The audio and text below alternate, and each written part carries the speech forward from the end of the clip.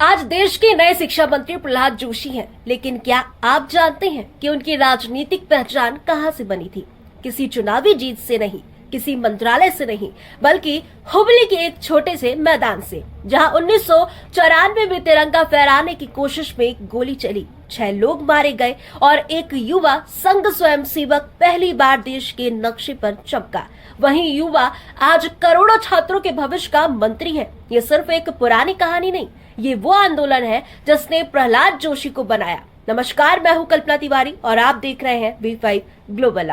कर्नाटक की राजनीति में अगर कोई एक घटना भाजपा के उदय का आधार बनी तो वो है हुबली का ईदगाह मैदान विवाद, जहां पर 1992 से 1995 तक चले इस आंदोलन को आज भी कर्नाटक का मिनी अयोध्या कहा जाता है। और इसी आंदोलन ने एक युवा स्वयंसेवक प्रहलाद जोशी को राज्य की राजनीति में बड़े मंच पर ला खड़ा किया।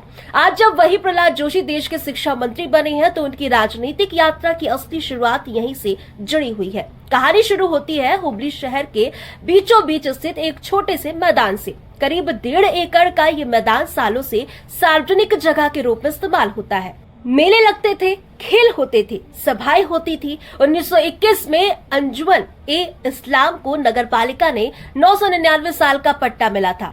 शर्त साफ थी, साल में सिर्फ 2 बार ईद की नमाज पढ़ने की अनुमति, बाकी समय मैदान सार्वजनिक रहेगा। 1990 के दशक की शुरुआत में अंजुमन ने वहां स्थायी निर्माण और व्यवसायिक परिसर बनाने की कोशिश की। स्थानीय लोगों ने विरोध किया और कोर्ट का दरवाजा खटखटाया।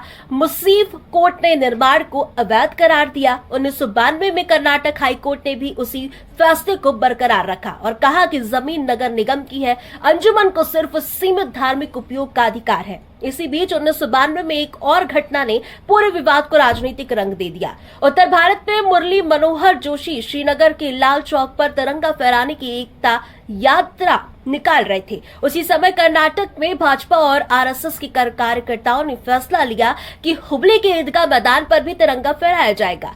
अंजुमन और तत्कालीन कांग्रेस सरकार ने अनुमति देने से इनकार कर दिया। उन्होंने कहा कि जगह विवादित है, लेकिन 26 जनवरी 1992 को कुछ युवक फिर भी मैदान में घुस गए और तिरंगा फहरा दिया। पुलिस ने झंडा उतार लिया। यहीं से आंदोलन ने जोर पकड़ा।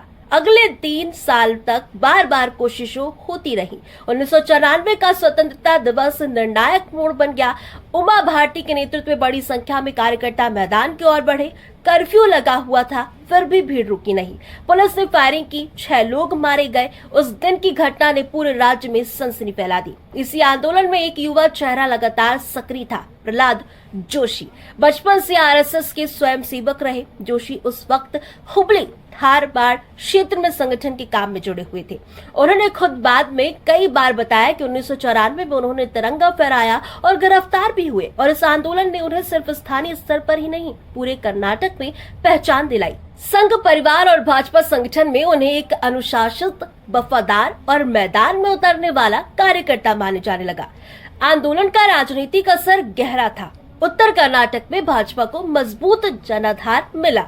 कई नेता इसी मुद्दे से निकले। 1995 में HD देवगौड़ा की सरकार ने अंततः अंजुमन को राजी किया कि वे खुद मैदान पर तिरंगा फहराएं और तनाव कुछ कम हुआ, लेकिन राजनीतिक संदेश साफ हो चुका था। कानूनी लड़ाई लंबी चली और 2010 में सुप्रीम कोर्ट ने अंतिम फैसला सुनाया।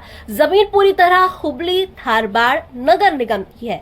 अंजुमन को सिर्फ साल में 2 बार नमाज का अधिकार है, कोई निर्माण नहीं। आज जब प्रहलाद जोशी शिक्षा मंत्री के पद पर है तो उनकी राजनीतिक यात्रा का ये अध्याय याद रखना जरूरी है। हुबली का ईदगाह मैदान सिर्फ जमीन का विवाद नहीं था, ये वो मैदान था जहां से एक स्वयंसेवक ने अपनी राजनीतिक पहचान बनाई और 3 दशक बाद भी वही व्यक्ति देश की शिक्षा व्यवस्था की जिम्मेदारी संभाल रहा है।